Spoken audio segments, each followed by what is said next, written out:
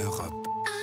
Europe 1. François Clémenceau, la ministre française des Armées, Florence Parly, a donc lancé hier, avec 8 autres partenaires européens, l'initiative européenne d'intervention. Oui, alors autant le dire tout de suite, c'est une très bonne nouvelle. Une bonne nouvelle pour l'Europe. Ça faisait des années que sur les questions militaires, on se plaignait de l'incapacité de l'Union européenne à agir ou alors à le faire trop lentement. Beaucoup au sein des 27 se disaient s'il fallait se projeter vite à l'extérieur de nos frontières, on n'avait qu'à compter sur la France et le Royaume-Uni. Ils le feraient très bien parce qu'ils en ont les capacités et puis parce que l'Allemagne a toujours eu des difficultés en raison de sa constitution à intervenir en dehors de missions purement nationales. Ou alors c'est vrai, la majorité s'en remettait, c'est facile, à l'OTAN sur le thème, puisque ça va de soi, l'Alliance est censée agir au nom de la défense collective de ses membres.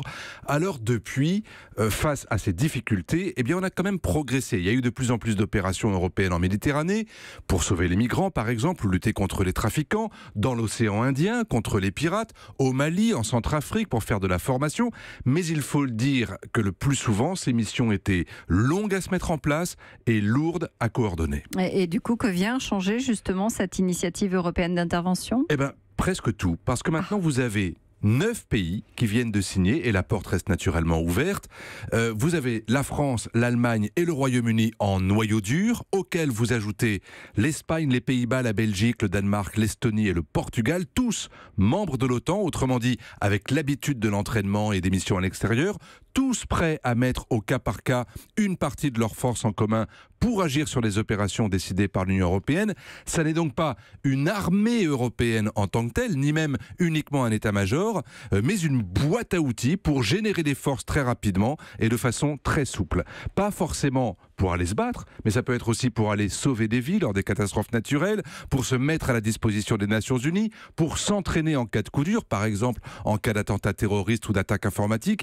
L'idée est de s'entraîner ensemble, d'échanger nos officiers, de partager nos doctrines d'intervention pour être plus mobiles, plus forts. En tout cas, c'est intéressant de voir que malgré le Brexit, la Grande-Bretagne continue de participer à de grands projets européens. Mais au-delà de ça, j'imagine qu'à Washington...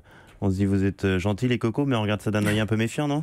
C'est-à-dire qu'à l'OTAN, on n'a jamais vraiment aimé l'idée que l'Europe s'invente comme ça des modèles d'autonomie. On souhaite naturellement que l'Europe paye davantage pour l'OTAN, mais c'est pas pour qu'elle devienne plus autonome, ni pour se passer de l'OTAN, encore moins pour ne plus acheter de matériel de défense américain.